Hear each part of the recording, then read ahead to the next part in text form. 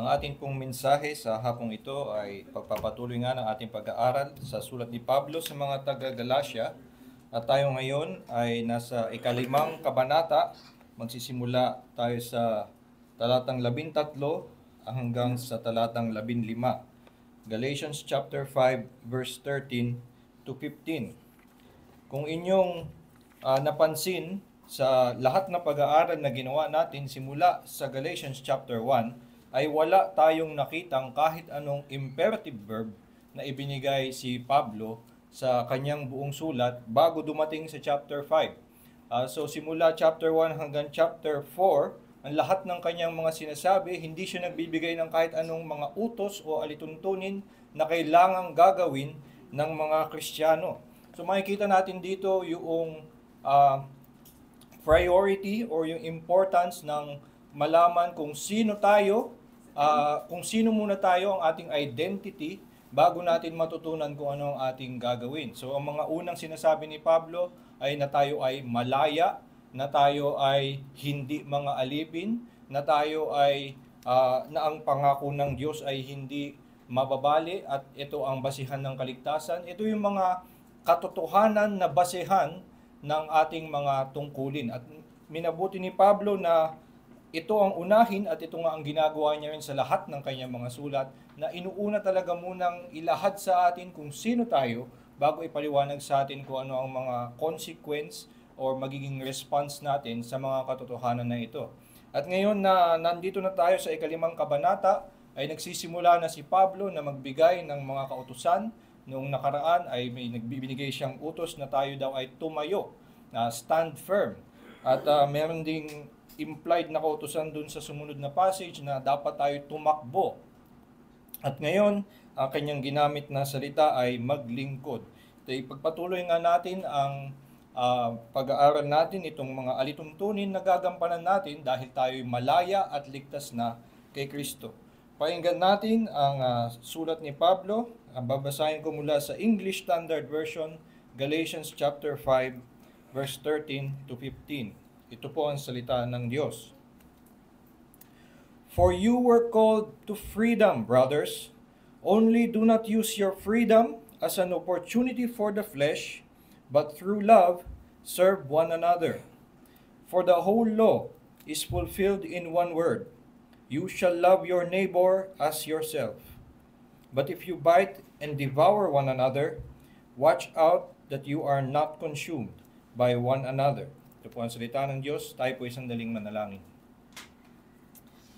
Ama naming Diyos, kami nga po ay naghahangad sa aming pasasalamat sa kaligtasan na ibinigay mo sa amin, na kami ay mamuhay ng nakaluluwalhati sa iyong pangalan. Kaya sa oras na ito, inihiling namin ang inyong paggabay at ang inyong liwanag, na ang salita ng Diyos ay makapagturo sa amin ng daan na nais mong amin ngang tahakin. Turuan mo kami sa pangangaral ng iyong salita na lumiwanag sa amin kung paano nga dapat kaming mamuhay ng nakaluluwalhati sa iyong pangalan. Ito po aming dalangin sa pangalan ni Jesus. Amen.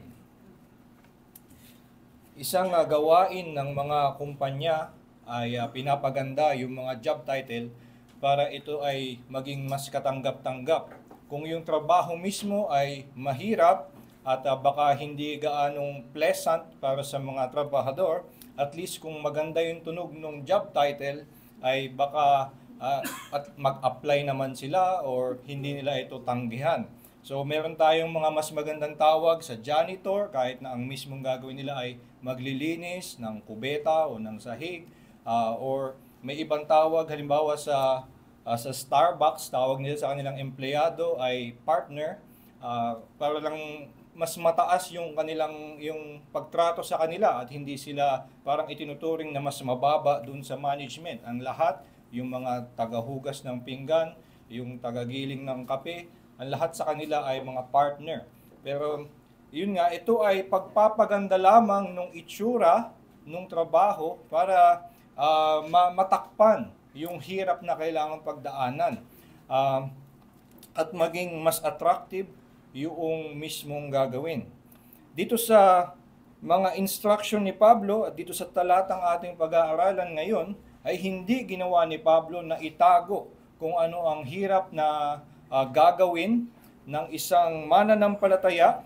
Ang ginamit niya salita ay, ang translation na ginamit ng ESV ay serve one another. Serve. Itong salitang ito actually ay mas mainam ang pagkakasalin sa Tagalog. Ang sabi, maging alipin kayo ng isa't isa. At ito'y mas sumasalamin doon sa original Greek na ginamit, sapagkat doon sa mga lahat ng naunang sinabi ni Pablo na sabi, huwag kayong magpaalipin muli sa batas, or na yung sabi sa Galatians chapter 4 na kaya palayasin ninyo yung children of the slave woman, or palayasin nyo na yung slave na yan at huwag itakwil nyo siya. Yung salitang yun din ang ginagamit ni Pablo dito sa kanyang sinasabi ngayon na ito daw ang ating gagawin, na kayo ay maging alipin ng bawat isa. So, yung sinasabing serve one another dyan ay parang act as slaves to one another. Kakasabi lang niya sa chapter 5 verse 1, for freedom Christ has set us free, stand firm therefore, and do not submit again to a yoke of slavery. So wag daw kayo babalik doon. Pero ngayon ay ginagamit niya uli yung salitang yun, at yun daw yung iyong gawin. Maging alipin kayo ng isa't isa. At makikita natin dito yung tapang ni Pablo na huwag itago kung ano yung kanyang ipapagawa. Hindi niya tinakpan, hindi niya pinapaganda na sabihin pang yung trabaho ng isang Kristiyano ay hindi magmukhang mahirap masyado para maging mas attractive. Ginamit niya talaga yung salitang slave, at sa isang banda pwede nga nating isipin na mukhang sinasadya pa niyang mailahad talaga kung gaano kahirap yung mismong actually na gagawin. So sinadya niya talaga na gamitin yung salitang slave para lumabas talaga doon sa isipan ng mga tao na yung mismong ginagawa nila may pagkakapareho. Yung sinasabi na huwag niyong babalikan yung batas, yung tingin nilang kailangan nilang gawin, sa isang banda may pagkakapareho din. Yun din ang gagawin niyo, yung pagtupad sa batas. Pero ang isang susi para maunawaan natin ito, at kaya si Pablo ay hindi nag-alinlangang gamitin ito, ay dahil ang sinabi niya ay hindi lamang to serve one another, kundi in love or through love, serve one another. Para kay Pablo ay hindi magkasulungat sa kalayaan ng Kristiyano ang pagiging alipin kung ito ay ginagawa sa pag-ibig. Hindi lumalaban o kumukontra sa ating pagiging malaya kay Kristo na tayo ay magpapakaalipin sa bawat isa kung ito'y ginagawa natin sa pag-ibig. At ito ang dapat na maunawaan natin bilang mga Kristiyano, bilang mga malaya, na sa kaligayahan ng ating kaligtasan na natanggap kay Kristo sa pananampalataya at hindi sa gawa, ang ating paggawang mula sa pag-ibig ay hindi kumukontra sa ating kalayaan. Dito sa talata na ating pag-aaralan, maglalahad pa si Pablo ng dalawang dahilan kung bakit nga maaari tayong maglingkod sa ating mga kapatid na parang mga alipin, at ito'y hindi kumukontra sa ating kalayaan. At una, gusto ko lang munang pag-isipan itong ganitong pag-iisip na pag may mga tungkulin, pag may tungkulin pagkatapos ng sinabing malaya ka, ay ibig sabihin ay kinontra mo na yung sinabi mong na malaya ka na sa batas. Paulit-ulit yun yung kanyang sinasabi sa from 1 to 4, hindi sa gawa, hindi sa pagtupad ng batas ang iyong kaligtasan. Tapos ang pagkakapinta niya tungkol sa batas, ito ay nang-aalipin, ito'y manunupil, ito'y guardian, ito'y bantay, ito'y isang warden na hindi nagpapatakas. So, ang ganitong klaseng pag-iisip na ang mangyayari, laging tugon ng mga tao kapag pinag-uusapan ng Ebanghelyo, na ang Ebanghelyo ay nangako ang Diyos ng kaligtasan nang wala sa ating mga gawa. At ang laging tugon dito nga ay edi hindi ko na kailangan gumawa ng mabuti. Edi pwede na akong magkasala. Ito ang theoretical lang naman na naiisip ng mga tao kasi sa logic natin, parang may sense. Pero sa totoo lang, sa puso mo, alam mo din naman na ngayong ako'y niligtas na ng Diyos, ay pwede na akong pumatay. Di ba alam naman natin sa puso natin na walang sense ang ganitong klaseng pagdadahilan. Hindi ito actually nagme-make sense. Yung ngayon na ako'y pinalaya na ng Diyos at pinakitaan ng kanyang kabutihan, pinatawad ang aking lahat ng kasalanan at alam kong hindi dahil sa batas, pwede na ako magnakaw. So, itong ganitong pagdadahilan ay hindi nagme-make sense sa ating konsyensya. Pero intellectually, parang may sense. Ito'y sinasagot ni Martin Luther na porke ba sinabi natin na walang kinalaman sa ating kaligtasan, ay talaga bang tingin mo ay wala na siyang saysay? Sinabi natin na ang paggawa ng mabuti, ang pagtupad ng batas ay hindi batayan ng kaligtasan, tingin mo hindi mo na kailangan gawin ng batas? Ganito ka ba talaga magdahilan sa lahat ng bagay? At ang kanyang ibinigay na example ay lahat naman daw ng mananampalataya ay alam na walang saysay ang salapi para sa kaligtasan. Ang pagkakaroon ng maraming salapi ay hindi makakatulong na ikaw ay maligtas. Ang kawalan ng salapi ay hindi magtatanggal ng iyong kaligtasan. Pero hindi natin kailanman hindi iniisip ng sino man na so hindi ko pala kailangan ng pera dahil walang kinalaman sa kaligtasan. So, pinapakita dito ni Martin Luther na hindi tayo ganito mag-isip talaga sa mga ibang bagay. Kung nakikita natin na ang salapi ay may saysay pa rin, may nagagawa pa rin, may naitutulong pa rin sa atin at ito'y kinaliligaya pa rin natin, kahit na ito'y hindi naman ang batayan ng kaligtasan, ay may ganun ding lugar at mas mahalaga pang lugar ang pagtupad sa batas ng Diyos. Kaya dito, tingnan natin ang dalawang binigay ni Pablo na benepisyo o maaari nating makuha sa pagtupad o pagsunod sa mga kautusan ng Diyos. At ang una niyang binigay ay na meron ditong kaligayahan na matupad ang kanyang kalooban. Kaligayahan na mamuhay na tayo ay nasa kalooban ng Diyos. Sabi niya ay, "You are called to freedom, brothers, only do not use your freedom as an opportunity for the flesh, but through love serve one another." At unang dahilan, bakit? Sabi niya, "For the whole law is fulfilled in one word, you shall love your neighbor as yourself." So kung makikita niyo yung dahilan, bakit daw tayo maglilingkod? Kasi dito, matutupad mo ang kalooban ng Diyos. Matutupad mo ang kanyang batas. At ang ginagamit niya bali lang sa dahilan ni Pablo na hindi para ikaw ay maligtas, hindi para matanggap mo ang buhay na walang hanggan, hindi yun ang iyong motibasyon sa pagtupad ng batas ng Diyos, kundi dahil masaya lang talagang matupad ang batas ng Diyos. Ito ay ang kanyang binigay lang na motibasyon. Bakit ka ngayon maglilingkod sa pag-ibig? Dahil you fulfill the law of God. You fulfill His will. Natutupad mo ang kanyang kalooban. Ginamit niya dito yung summary ng law. The whole law is fulfilled in one word, you shall love your neighbor as yourself.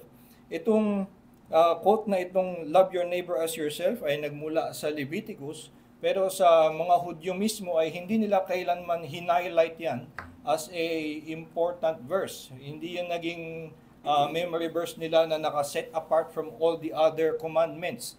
At si Jesus ang matitrace talaga na nagsimula na ito ang na itinuro ito at dinistinguish na ito daw ay isa dun sa dalawang greatest commandment. Sinabi niya ito sa Matthew chapter 22 verse 34 to 35.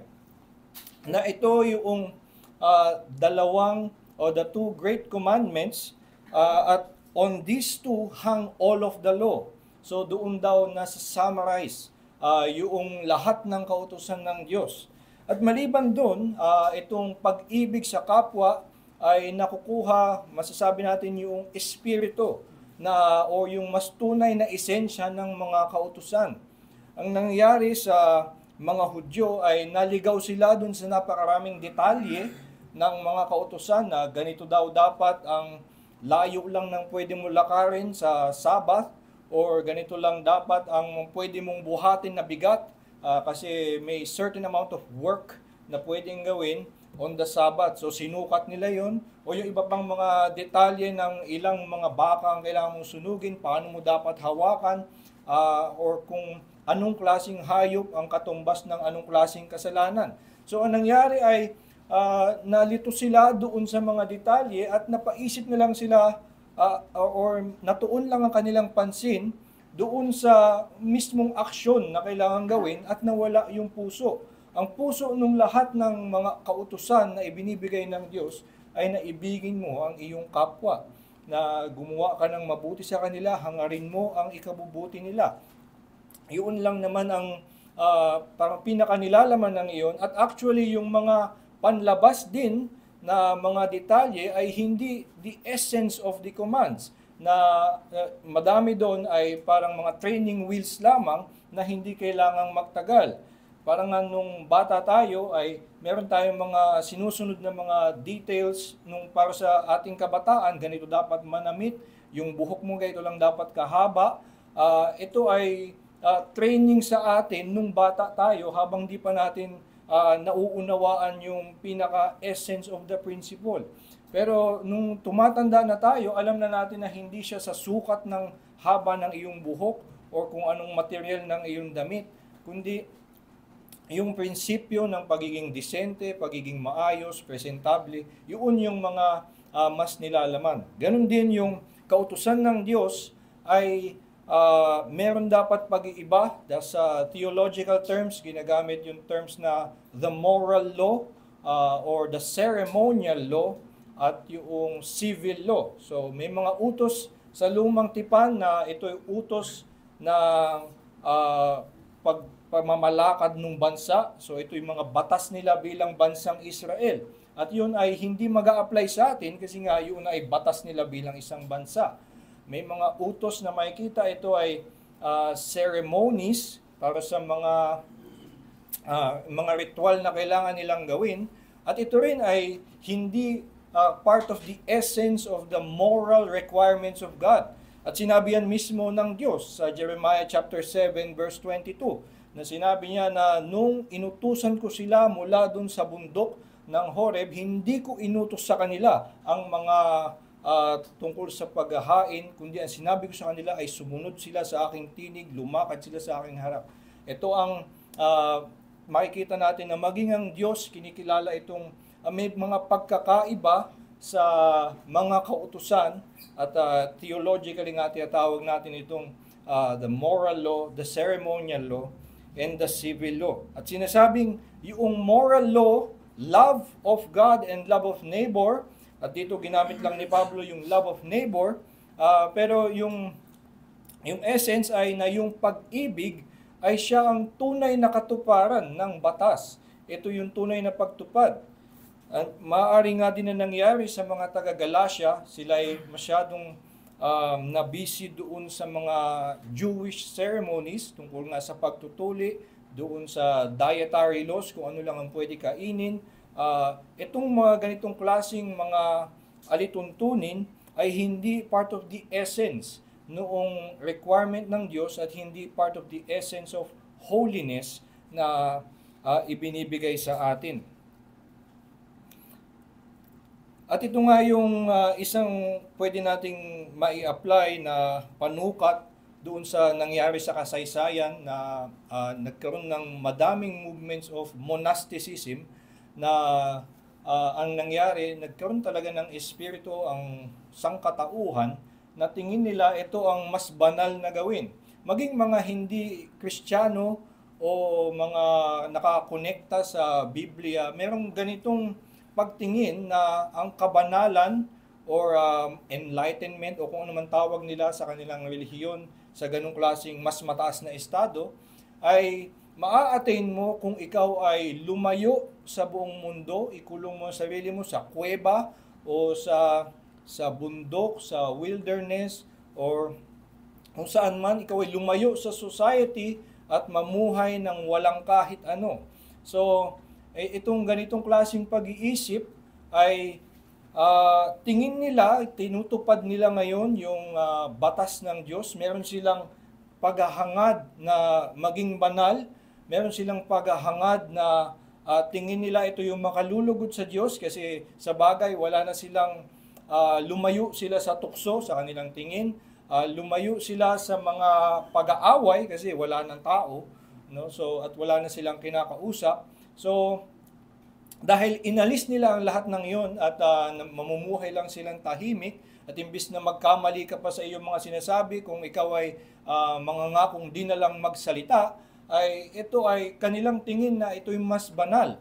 At ang nangyari nga dito ay sa kanilang paghahangad na mamuhay supposedly ng para sa Diyos, ay ginawa nila, umalis talaga sila doon sa kautusan ng Diyos. Hindi nila nagawa yung kautusan ng Diyos kasi inalis nga nila, ay di nila naunawaan na ang tunay na sukatan ay pag-ibig sa kapwa. So, ang nangyari, ang tingin nilang kabanalan ay siguro yung oras ng pananalangin, kung ilang oras nila yung gawin, kung anong lalim ng kaalaman nila sa Biblia, kung yun naman ang kanilang ginawa, na sila'y nag-aral lang ng Biblia at wala ng ibang kinausap, or tumira lang somewhere ng hindi na makikihalubilo sa mundo, lumayo sa mga hindi mananampalataya, at ang magiging buhay nila ay siya lang at ang Diyos. Ang ganitong buhay ay hindi fulfilling of the law. Hindi nila natutupad ang batas kahit na inaangkin nila na ito'y ginagawa nila para sa Diyos. At meron pa rin ganitong espiritu kahit na kung pag-iisipan natin ngayon ng monasticism, napaka-weird na bagay nun sa ating panahon. Pero meron pa din tayong mga ganitong klaseng mga espiritu na parang nananatili. Kung halimbawa meron tayong paghahati na tingin natin yung ibang mga religious activity, yun yung mga dapat nating gampanan, at yun yung sukatan kung tayo ay mabuting tao or nakalulugod sa Diyos.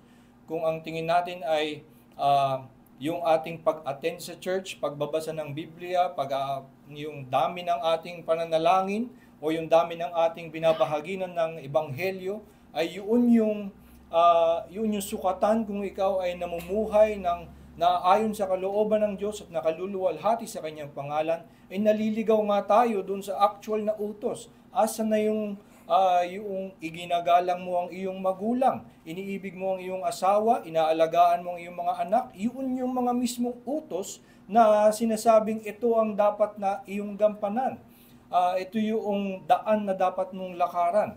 So kung ito ang actual na utos na ginagawa natin habang nandun tayo sa mga hindi naman inutos ng Diyos at hindi naman ang tunay na sukatan ng kabanalan, ay napabayaan natin yung tunay na pagganap sa batas ng Diyos.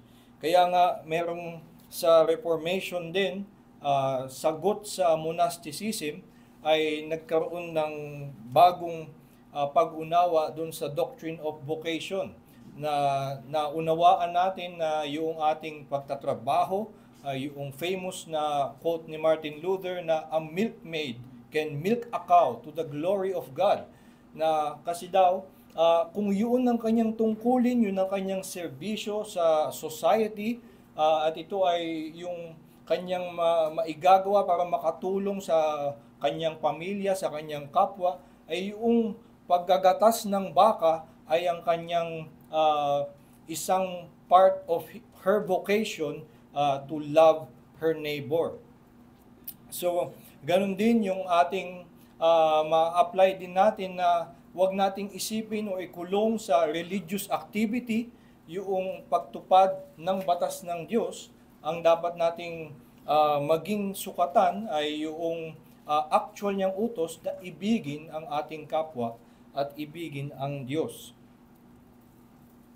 So iyan yung unang dahilan na pinapakita sa atin isang motibasyon na maglingkod ay na maging maligaya lang tayo na tayo ay nasa kalooban ng Diyos. Hindi kailangan na nakasalalay ang ating kaligtasan para tayo ay mamotibaan na kumilos. Hindi kailangan na nasa panganib tayo ng mapunta sa impyerno para tayo ay sipagin na gagalaw ako kasi kung hindi, baka ako ay hindi patawarin ng Diyos at ako ay mapunta sa impyerno. Hindi ganito ang nagmomotiba sa atin. Yun lang kaisipan, katotohanan na ito ang utos ng Diyos, ito ang utos ay kalooban ng Diyos na nagligtas sa akin, na naawa sa akin, ng Diyos na umiibig sa akin. Ito ang kanyang pinapakita na tunay na makapagbibigay sa akin ng kaligayahan at ako'y nananampalataya sa Kanya, iyon ay sapat ng motibasyon para gampanan ng Kanyang pinag-uutos. At hindi natin kailangan nga na matakot natakot ang magdala sa atin para tayo ay kumilos. Yan ang isang pwedeng sagot dun sa usual na criticism sa evangelical doctrine na sinasabing ang ating paniniwala sa ebanghelyo ng kaligtasan sa biyaya sa pananampalataya lamang ay naglalayo daw sa atin sa mabuting gawa, nawawalan ng motibasyon, nawawalan tayo ng dahilan na kumilos pa at magiging magpapabaya na lang tayo at magpapakasasa sa kung ano mang gusto nating gawin. Ang maaaring sagot nga dyan ay na sapat ng motibasyon sa akin na ito ay kalooban ng Diyos at ito ang nakapaglulugod sa Kanya at kaluguran ko din na gawin ang Kanyang ipinag-uutos. At maliban doon, maliban sa ito'y nakalulugod na maging nasa landas na ginawa ng Diyos na umiibig sa atin, ito rin ay malugod lang at nakalulugod lang sa atin na makita ang ating mga kapwa na sila ay nasa mabuti. Na kung ito yung pangalawang binibigay ni Pablo na dahilan sa kanyang argumento dito na kung tayo ay maglilingkod, mainam ng dahilan, sapat ng dahilan para kumilos na makita lamang ang ating mga kapwa na sa mabuting kalagayan. Ang sabi niya dito,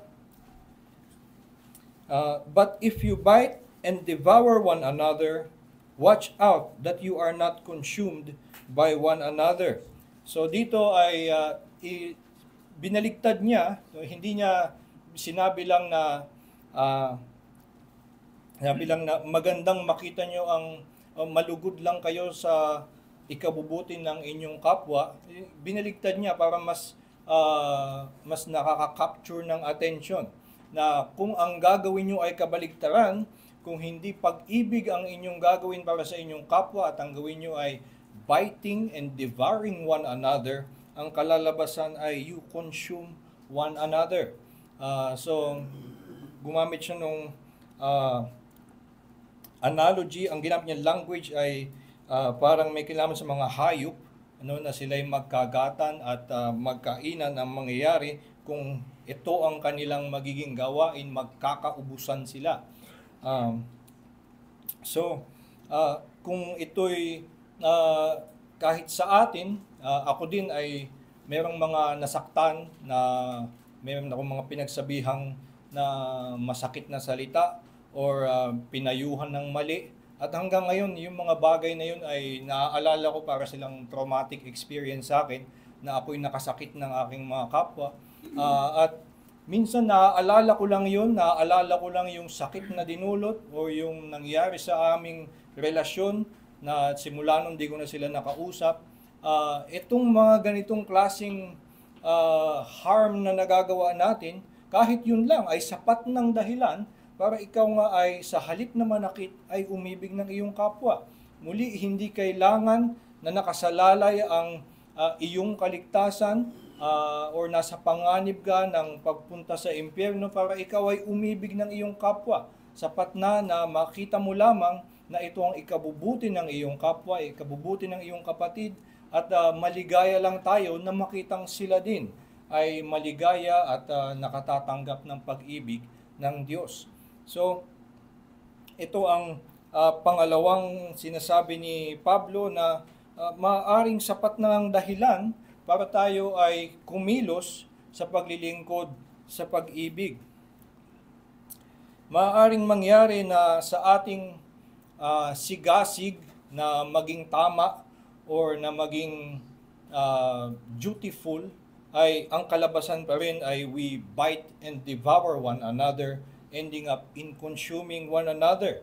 Kung ito'y mangyayari kung sa mga iglesia na minsan namamayani yung espiritu ng legalism na kailangan ng ganitong klasing suot, ay yung kung ano-anong mga rules na kailangan sundin, ito lang ang mga dapat mong suot na ito ang katanggap-tanggap, or ito lang yung meron silang mga rules ng ganito ka dapat kadalas mag-pray, ganitong oras ka dapat mag-pray. Pag di mo nagawa yan, ay nagpapabaya ka sa iyong buhay spiritual at less Christian ka.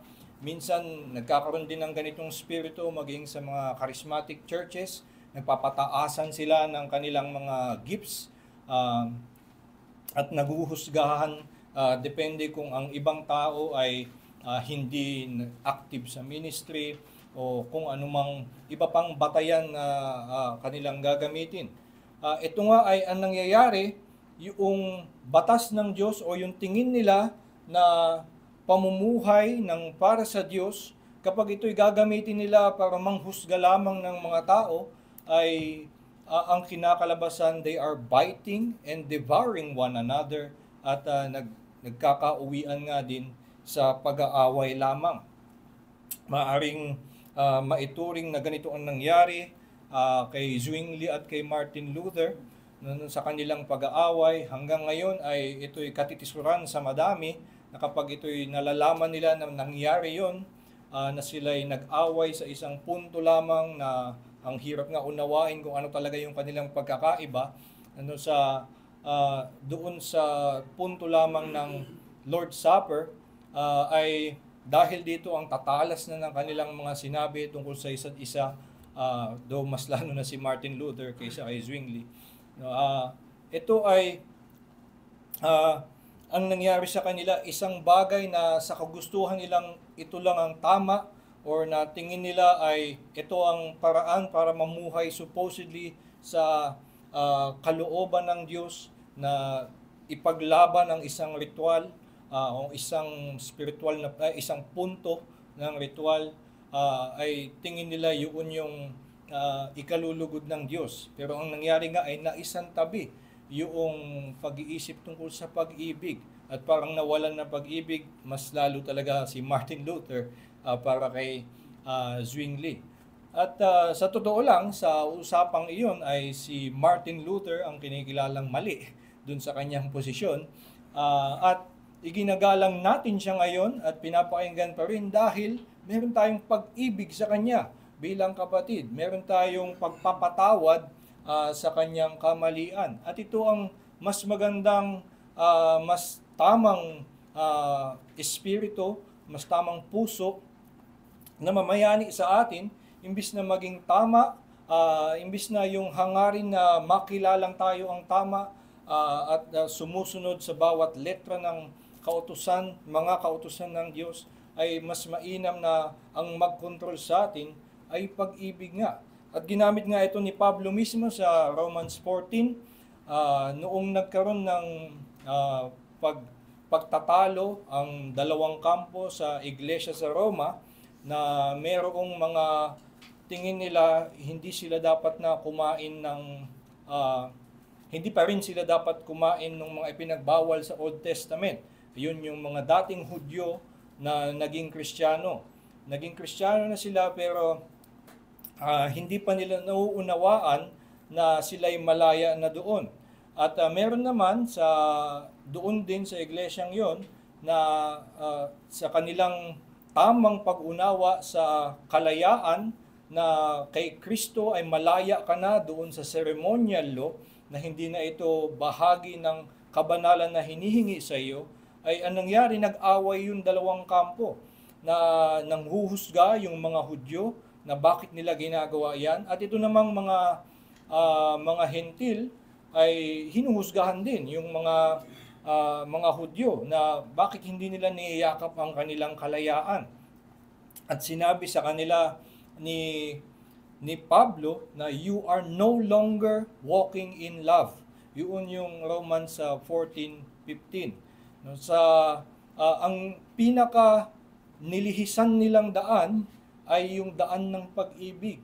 At yun dapat yung pinakabatayan lamang kung paano sila kikilos. Sabi niya ay na maghayaan na lang kayo yung mga tingin na kailangan ay mag-abstain pa rin sa pagkain, ay huwag kayong manghusga. Yung mga tingin yung malaya, huwag nyo ring hamakin yung mga mahihina ang pananampalataya. Yun ang kanyang ginamit na salita. No, so, maging si Pablo ay tinuturo niya na tama yung mga hintil, na malaya na yung lahat ng Kristiyano, pero sinasabi niya sa pareho na dapat kayong ang mas tama lang na inyong panghawakan ay na mag-ibigan. Na sino ba kayo para husgahan ang the servant of another master? Or yung isa pa niyang ginamit na salita ay ito ay winelcome ng Diyos.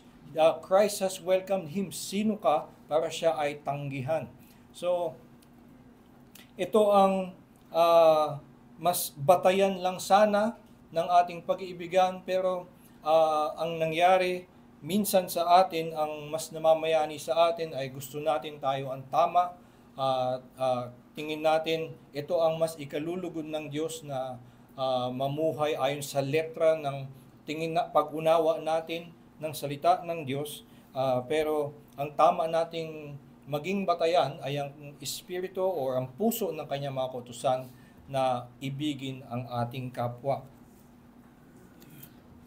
At so imbis na legalism or itong panghuhusga sa panlabas na pagtupad sa batas, ang dapat na namamayani sa isang Kristiyanong iglesia ay ang pagpapatawad sa mga kamalian. Kung tunay nga na mali ang isang kapwa, maging sa ganun ay pwede kayong magkaibigan, hindi sa paghuhusga o pagpapagalit, kundi una sa pagpapatawad.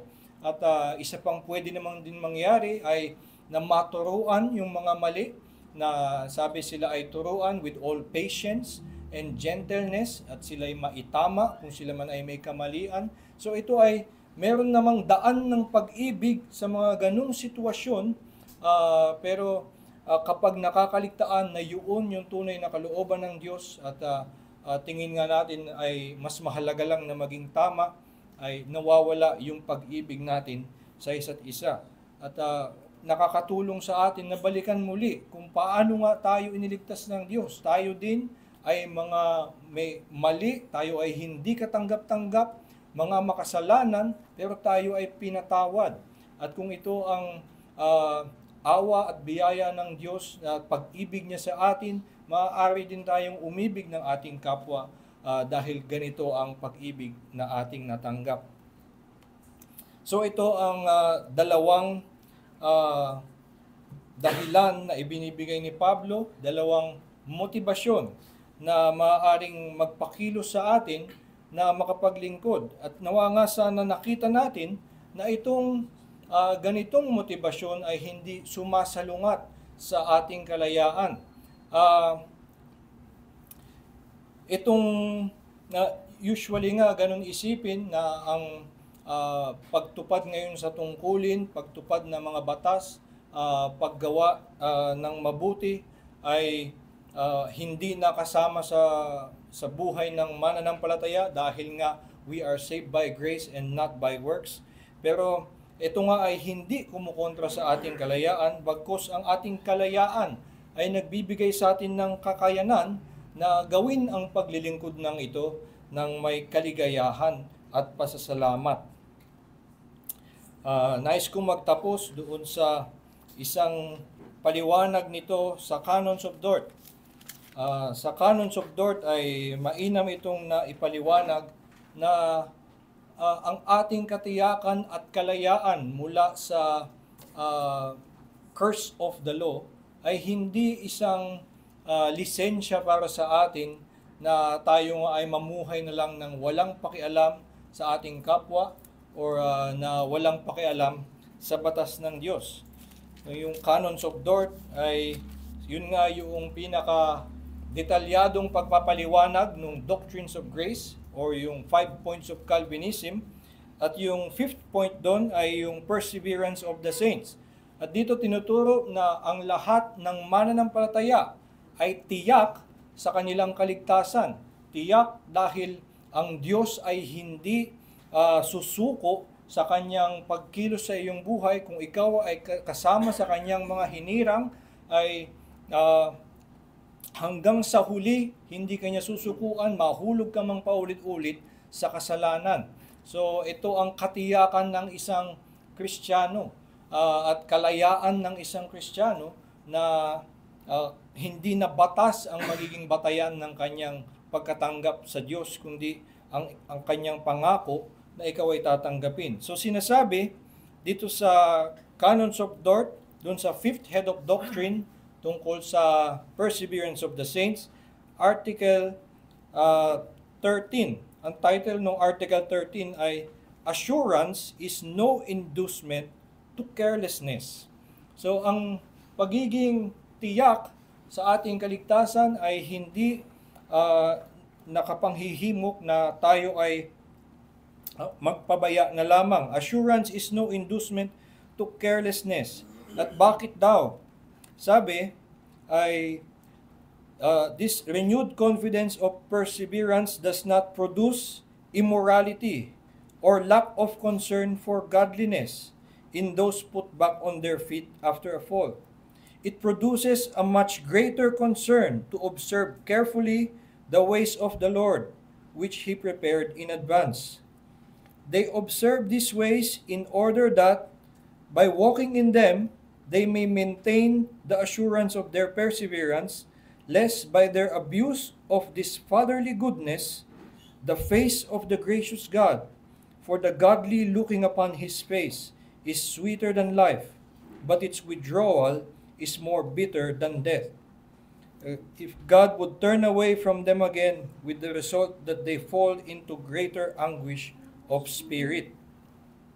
So, napakahaba at siguro mahirap siyang unawain, pero yung isang key phrase dito ay yung yung sinasabi tungkol sa mga anak ng Diyos. Ang mga anak ng Diyos ay may bago ng puso.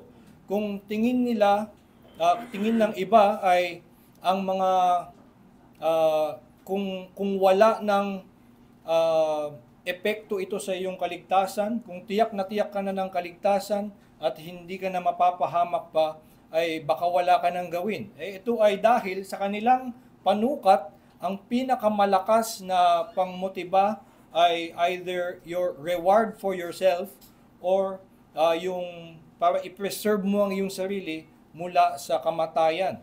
Pero sabi nga dito, for the godly, looking upon His face is sweeter than life, but its withdrawal is more bitter than death. Para sa atin na mga anak ng Diyos, ay mas malakas ng dahilan na alam natin na itong daan na ito ay ikinalulugod ng Diyos. Mas mahalaga sa atin yon kaysa ma-assure lang na okay, hindi ka pupunta sa impyerno kung dito ka dumaan. Tayo nga ay wala ng takot sa kamatayan.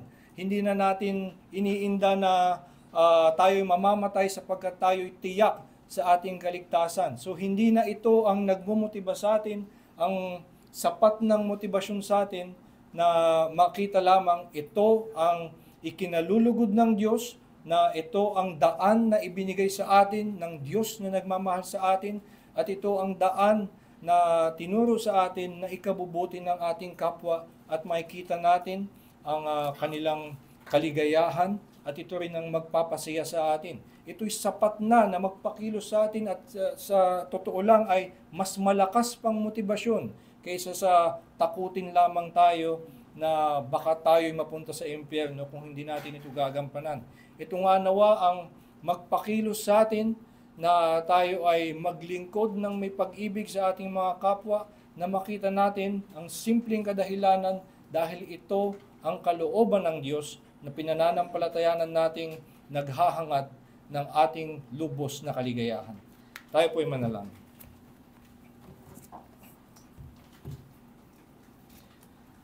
Ama naming Diyos, kami nagpapasalamat sa iyong kaligtasan na kaming mga makasalanan ay maaaring makatayo sa iyong harapan sa pamamagitan ng pagsampalataya kay Kristo. Kahit kami ay hindi nakatutupad sa iyong batas at patuloy pa rin kaming nagkukulang ayon sa iyong batas.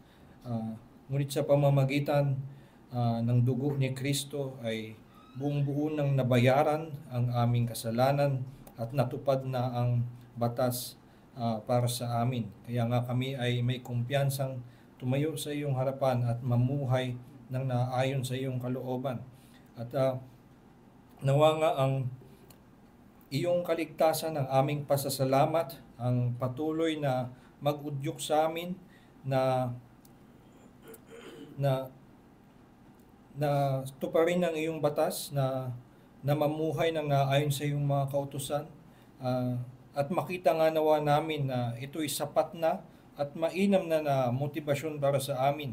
Hindi namin kailangan na mapakilos ng aming takot para sa impyerno, dahil alam nga namin na ibinuhos mo na ang iyong puot kay Kristo at kami nga ay ligtas na mula sa iyong puot. Kaya't kami ay papakilos lamang ng aming pag-ibig sa iyo, na ninanais namin na maranasan ang pag-ibig mo sa amin, na mas lalo pa naming makilala ang kaluwalhatian ng iyong pag-ibig, na alam nga namin sa habang panahon ito ang aming magiging kaligayahan. Habang kami ay nasa langit na, kapiling ka, ilang libong taon man ang dumaan, at wala na kaming kasalanan, ay patuloy pa rin kaming nagpapasalamat at namamangha sa yaman ng iyong pag-ibig sa amin. Kaya nawa nga Panginoon, ang pagkamanghang ito, ang pasasalamat na ito ay manatili lamang sa aming puso, upang sa lahat na aming mga araw ay meron kaming lakas at motibasyon na umibig sa iyo at umibig sa aming kapwa. Ito po aming dalangin sa Panginoon Jesus. Amen.